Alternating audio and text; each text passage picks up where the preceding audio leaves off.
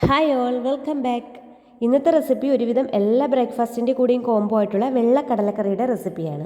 അപ്പോൾ ഇതിനായിട്ട് ഓവർനൈറ്റ് വെള്ളത്തിലിട്ട് കുതിർത്ത് വെച്ചിരിക്കുന്ന 1 കപ്പ് കടലയാണ് എടുത്തിരിക്കുന്നത്. വെള്ളം ഒഴിക്കുമ്പോൾ കടലയുടെ മുകൾ ഭാഗത്ത് നിൽക്കത്തക്ക വിധം ഒഴിക്കണം.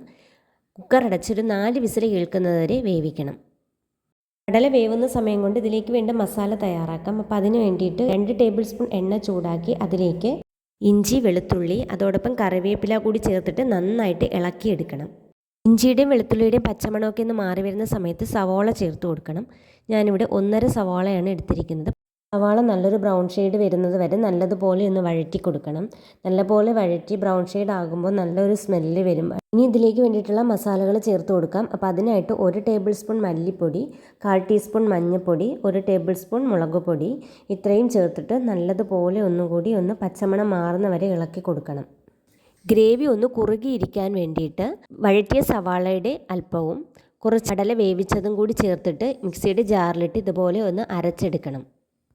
ഇത്രയും ആയിക്കഴിഞ്ഞാൽ 1/4 ടീസ്പൂൺ ഗരം മസാലയും 1/4 ടീസ്പൂൺ പെരിഞ്ജീരകം പൊടിച്ചതും അരച്ച് വെച്ചിരിക്കുന്ന ഈ ഒരു കൂട്ടും കൂടി ചേർത്തിട്ട് നല്ലതുപോലെ ഒന്ന് മിക്സാക്കി എടുക്കണം.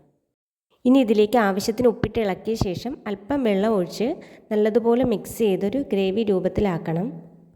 വെള്ളക്കടലയ്ക്ക് പകരം ചുവന്ന തോടുള്ള കടലയാണ് ഉപയോഗിക്കുന്നതെങ്കിൽ 1 കപ്പ് തേങ്ങാപ്പാൽ ചേർത്ത് കൊടുത്താൽ ഗ്രേവി നല്ല തിക്കായിട്ട് കിട്ടും. ഇനി ഇതിലേക്ക് വേവിച്ച് വെച്ചിരിക്കുന്ന കടല ആ ഒരു വെള്ളത്തോടു കൂടി തന്നെ ഒഴിച്ചു കൊടുക്കാം.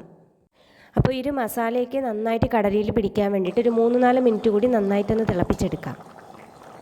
തേങ്ങയൊന്നും ചേർക്കാതെ എളുപ്പത്തിൽ തയ്യാറാക്കാൻ പറ്റുന്ന നല്ലൊരു കടലക്കറി ഇവിടെ റെഡി ആയിട്ടുണ്ട്. എല്ലാവരും ട്രൈ ചെയ്ത് നോക്കുക. ഫീഡ്ബാക്ക്സ് താഴെ കമൻറ്റ് ബോക്സിൽ അറിയിക്കുക.